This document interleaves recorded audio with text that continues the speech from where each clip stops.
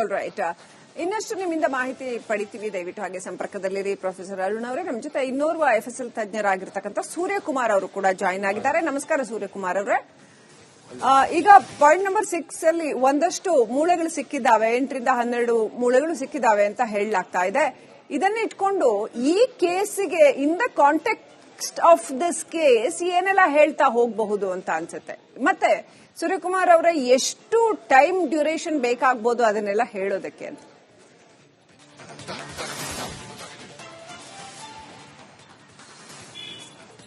ಈಗ ಮೊದಲು ಅಲ್ಲಿ ಸಿಕ್ಕಿದ ಮೂಳೆಗಳು ಯಾವುದು ಅಂತ ಹೇಳೋದ್ರ ಮೇಲೆ ಎಲ್ಲ ಹೊಂದಿಕೊಳ್ತದೆ.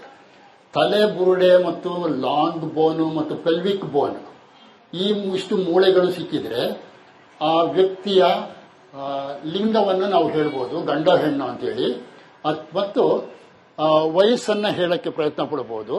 ಲಾಂಗ್ ಬೋನ್ಗಳು ಸಿಕ್ಕಿದ್ರೆ ಆ ಮನುಷ್ಯನ ಎತ್ತರ ಎಷ್ಟಿದ್ದಿರಬಹುದು ಅಂತಲೇ ಹೇಳ್ಬೋದು ನಾವು. ಓಕೆ, ಎಷ್ಟು ಡ್ಯೂರೇಷನ್ ತಗೊಳತ್ತೆ ಅಂತ ಇದನ್ನೆಲ್ಲ ಹೇಳೋದಕ್ಕೆ?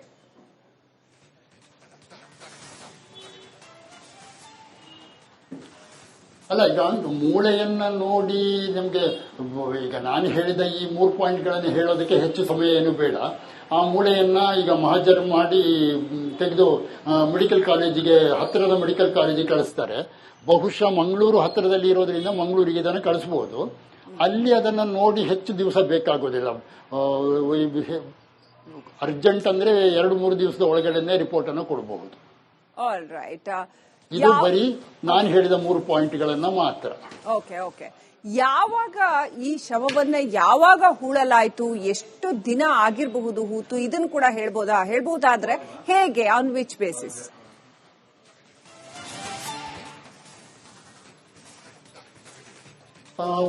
ಎಷ್ಟು ದಿವಸ ಆಗಿದೆ ಅಂತ ಹೇಳೋದು ಅಷ್ಟು ಸುಲಭ ಇಲ್ಲ ಅಮ್ಮ ಇದು. ಯಾಕಂತ ಹೇಳಿದ್ರೆ ಎಲ್ಲ ಮಾಂಸಖಂಡಗಳು ಅದೆಲ್ಲ ಕೆಲವು ಸಮಯದವರೆಗೆ ಇರ್ತದೆ, ಆಮೇಲೆ ಕಿತ್ತೋಗಿರ್ತದೆ. ಆದ್ರೆ ಇವರು ಹೇಳುವ ಪ್ರಕಾರ 15ರಿಂದ 20 ವರ್ಷ ಆಗಿದೆ ಅಂತ ಹೇಳಿದ್ರೆ ಎಕ್ಸಾಕ್ಟ್ಲಿ ಇಷ್ಟು ದಿವಸ ಅಂತ ಖಂಡಿತ ಈ ಇದರಲ್ಲಿ ಹೇಳಲಿಕ್ಕೆ ಆಗೋದಿಲ್ಲ. ಓಕೆ, ಸೊ ಅಲ್ಲಿಗೆ ಈ ಶವವನ್ನ ಹೂತು ಎಷ್ಟು ದಿನ ಆಗಿದೆ ಅಂತ ಮೂಳೆಗಳ ಆಧಾರದ ಮೇಲೆ ಹೇಳೋದಕ್ಕೆ ಕಷ್ಟ ಆಗುತ್ತೆ ಅಂತೀರಿ?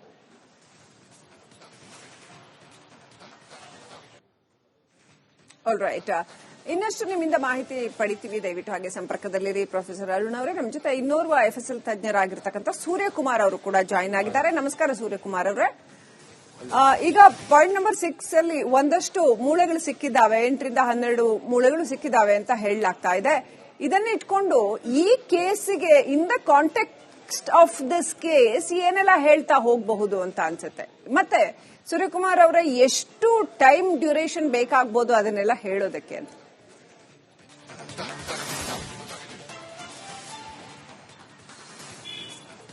ಈಗ ಮೊದಲು ಅಲ್ಲಿ ಸಿಕ್ಕಿದ ಮೂಳೆಗಳು ಯಾವುದು ಅಂತ ಹೇಳೋದ್ರ ಮೇಲೆ ಎಲ್ಲ ಹೊಂದಿಕೊಳ್ತದೆ. ತಲೆ ಬುರುಡೆ ಮತ್ತು ಲಾಂಗ್ ಬೋನು ಮತ್ತು ಪೆಲ್ವಿಕ್ ಬೋನ್, ಈ ಇಷ್ಟು ಮೂಳೆಗಳು ಸಿಕ್ಕಿದ್ರೆ ಆ ವ್ಯಕ್ತಿಯ ಲಿಂಗವನ್ನು ನಾವು ಹೇಳ್ಬೋದು, ಗಂಡ ಹೆಣ್ಣು ಅಂತೇಳಿ. ಮತ್ತು ವಯಸ್ಸನ್ನ ಹೇಳಕ್ಕೆ ಪ್ರಯತ್ನ ಪಡಬಹುದು. ಲಾಂಗ್ ಬೋನ್ಗಳು ಸಿಕ್ಕಿದ್ರೆ ಆ ಮನುಷ್ಯನ ಎತ್ತರ ಎಷ್ಟಿದ್ದಿರಬಹುದು ಅಂತಲೇ ಹೇಳ್ಬೋದು ನಾವು. ಓಕೆ, ಎಷ್ಟು ಡ್ಯೂರೇಷನ್ ತಗೊಳತ್ತೆ ಅಂತ ಇದನ್ನೆಲ್ಲ ಹೇಳೋದಕ್ಕೆ?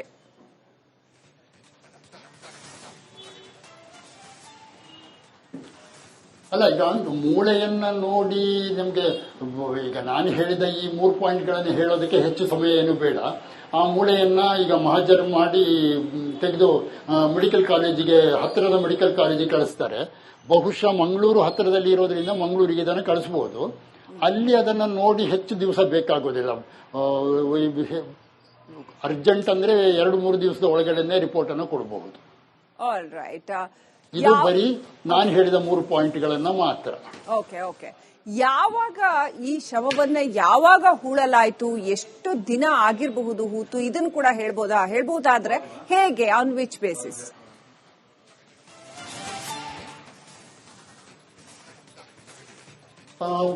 ಎಷ್ಟು ದಿವಸ ಆಗಿದೆ ಅಂತ ಹೇಳೋದು ಅಷ್ಟು ಸುಲಭ ಇಲ್ಲ ಅಮ್ಮ ಇದು.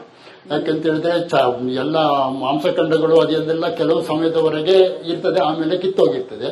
ಆದ್ರೆ ಇವರು ಹೇಳುವ ಪ್ರಕಾರ 15ರಿಂದ 20 ವರ್ಷ ಆಗಿದೆ ಅಂತ ಹೇಳಿದ್ರೆ ಎಕ್ಸಾಕ್ಟ್ಲಿ ಇಷ್ಟು ದಿವಸ ಅಂತ ಖಂಡಿತ ಈ ಇದರಲ್ಲಿ ಹೇಳಲಿಕ್ಕೆ ಆಗೋದಿಲ್ಲ. ಓಕೆ, ಸೊ ಅಲ್ಲಿಗೆ ಈ ಶವವನ್ನ ಹೂತು ಎಷ್ಟು ದಿನ ಆಗಿದೆ ಅಂತ ಮೂಳೆಗಳ ಆಧಾರದ ಮೇಲೆ ಹೇಳೋದಕ್ಕೆ ಕಷ್ಟ ಆಗುತ್ತೆ ಅಂತೀರಿ?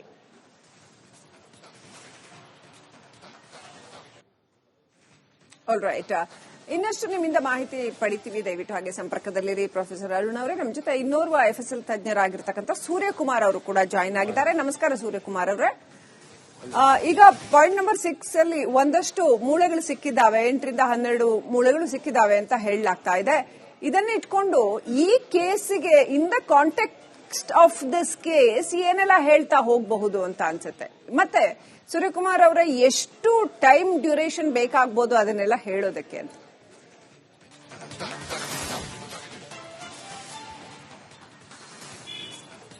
ಈಗ ಮೊದಲು ಅಲ್ಲಿ ಸಿಕ್ಕಿದ ಮೂಳೆಗಳು ಯಾವುದು ಅಂತ ಹೇಳೋದ್ರ ಮೇಲೆ ಎಲ್ಲ ಹೊಂದ್ಕೊಳ್ತದೆ.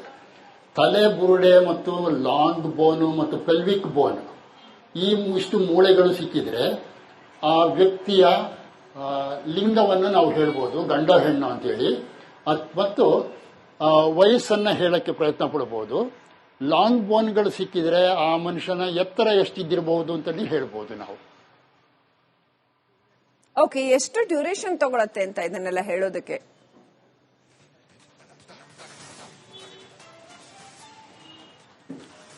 ಅಲ್ಲ, ಈಗ ಮೂಳೆಯನ್ನ ನೋಡಿ ನಮಗೆ ಈಗ ನಾನು ಹೇಳಿದ ಈ 3 ಪಾಯಿಂಟ್ಗಳನ್ನು ಹೇಳೋದಕ್ಕೆ ಹೆಚ್ಚು ಸಮಯ ಏನು ಬೇಡ. ಆ ಮೂಳೆಯನ್ನ ಈಗ ಮಹಜರ್ ಮಾಡಿ ತೆಗೆದು ಮೆಡಿಕಲ್ ಕಾಲೇಜಿಗೆ, ಹತ್ತಿರದ ಮೆಡಿಕಲ್ ಕಾಲೇಜಿಗೆ ಕಳಿಸ್ತಾರೆ. ಬಹುಶಃ ಮಂಗಳೂರು ಹತ್ತಿರದಲ್ಲಿ ಇರೋದ್ರಿಂದ ಮಂಗಳೂರಿಗೆ ಇದನ್ನು ಕಳಿಸಬಹುದು. ಅಲ್ಲಿ ಅದನ್ನು ನೋಡಿ ಹೆಚ್ಚು ದಿವಸ ಬೇಕಾಗೋದಿಲ್ಲ. ಅರ್ಜೆಂಟ್ ಅಂದ್ರೆ 2-3 ದಿವಸದ ಒಳಗಡೆ ರಿಪೋರ್ಟ್ ಅನ್ನು ಕೊಡಬಹುದು. ಆಲ್ ರೈಟ್, ಇದು ಬರೀ ನಾನು ಹೇಳಿದ 3 ಪಾಯಿಂಟ್ಗಳನ್ನ ಮಾತ್ರ. ಓಕೆ ಓಕೆ, ಯಾವಾಗ ಈ ಶವವನ್ನ ಯಾವಾಗ ಹೂಳಲಾಯ್ತು, ಎಷ್ಟು ದಿನ ಆಗಿರಬಹುದು ಹೂತು, ಇದನ್ನು ಕೂಡ ಹೇಳ್ಬಹುದಾದ್ರೆ ಹೇಗೆ, on which basis?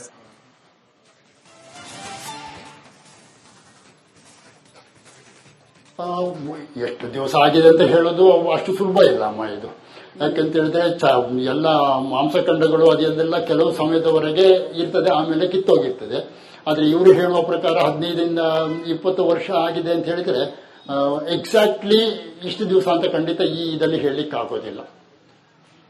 Okay, so ಅಲ್ಲಿಗೆ ಈ ಶವವನ್ನ ಹೂತು ಎಷ್ಟು ದಿನ ಆಗಿದೆ ಅಂತ ಮೂಳೆಗಳ ಆಧಾರದ ಮೇಲೆ ಹೇಳೋದಕ್ಕೆ ಕಷ್ಟ ಆಗುತ್ತೆ ಅಂತೀರಿ?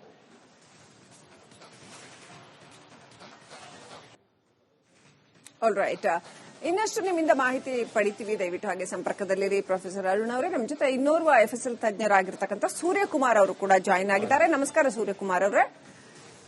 ಈಗ ಪಾಯಿಂಟ್ ನಂಬರ್ 6 ಅಲ್ಲಿ ಒಂದಷ್ಟು ಮೂಳೆಗಳು ಸಿಕ್ಕಿದ್ದಾವೆ, 8ರಿಂದ 12 ಮೂಳೆಗಳು ಸಿಕ್ಕಿದ್ದಾವೆ ಅಂತ ಹೇಳಲಾಗ್ತಾ ಇದೆ. ಇದನ್ನ ಇಟ್ಕೊಂಡು ಈ ಕೇಸಿಗೆ in the context of this case ಏನೆಲ್ಲ ಹೇಳ್ತಾ ಹೋಗಬಹುದು ಅಂತ ಅನ್ಸುತ್ತೆ. ಮತ್ತೆ ಸೂರ್ಯಕುಮಾರ್ ಅವರ ಎಷ್ಟು ಟೈಮ್ ಡ್ಯೂರೇಷನ್ ಬೇಕಾಗಬಹುದು ಅದನ್ನೆಲ್ಲ ಹೇಳೋದಕ್ಕೆ ಅಂತ?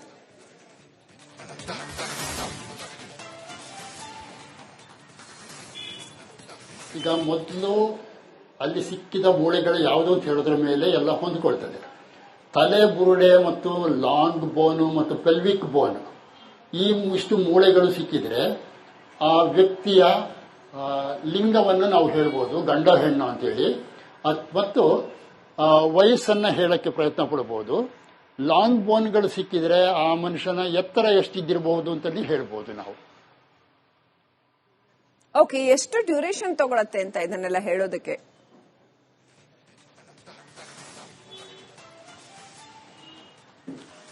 ಅಲ್ಲ, ಈಗ ಮೂಳೆಯನ್ನ ನೋಡಿ ನಮಗೆ ಈಗ ನಾನು ಹೇಳಿದ ಈ 3 ಪಾಯಿಂಟ್ಗಳನ್ನು ಹೇಳೋದಕ್ಕೆ ಹೆಚ್ಚು ಸಮಯ ಏನು ಬೇಡ. ಆ ಮೂಳೆಯನ್ನ ಈಗ ಮಹಜರ್ ಮಾಡಿ ತೆಗೆದು ಮೆಡಿಕಲ್ ಕಾಲೇಜಿಗೆ, ಹತ್ತಿರದ ಮೆಡಿಕಲ್ ಕಾಲೇಜಿಗೆ ಕಳಿಸ್ತಾರೆ. ಬಹುಶಃ ಮಂಗಳೂರು ಹತ್ತಿರದಲ್ಲಿ ಇರೋದ್ರಿಂದ ಮಂಗಳೂರಿಗೆ ಇದನ್ನು ಕಳಿಸಬಹುದು. ಅಲ್ಲಿ ಅದನ್ನ ನೋಡಿ ಹೆಚ್ಚು ದಿವಸ ಬೇಕಾಗೋದಿಲ್ಲ. ಅರ್ಜೆಂಟ್ ಅಂದ್ರೆ 2-3 ದಿವಸದ ಒಳಗಡೆ ರಿಪೋರ್ಟ್ ಅನ್ನು ಕೊಡಬಹುದು. ಆಲ್ ರೈಟ್, ಇದು ಬರೀ ನಾನು ಹೇಳಿದ 3 ಪಾಯಿಂಟ್ಗಳನ್ನ ಮಾತ್ರ.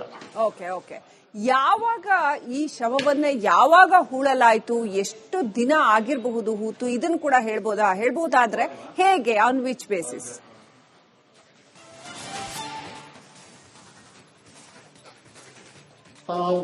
ಎಷ್ಟು ದಿವಸ ಆಗಿದೆ ಅಂತ ಹೇಳೋದು ಅಷ್ಟು ಸುಲಭ ಇಲ್ಲ ಅಮ್ಮ ಇದು.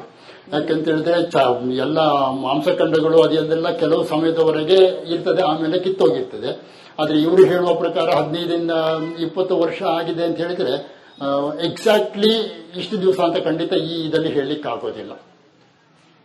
ಓಕೆ, ಸೊ ಅಲ್ಲಿಗೆ ಈ ಶವವನ್ನ ಹೂತು ಎಷ್ಟು ದಿನ ಆಗಿದೆ ಅಂತ ಮೂಳೆಗಳ ಆಧಾರದ ಮೇಲೆ ಹೇಳೋದಕ್ಕೆ ಕಷ್ಟ ಆಗುತ್ತೆ ಅಂತೀರಿ?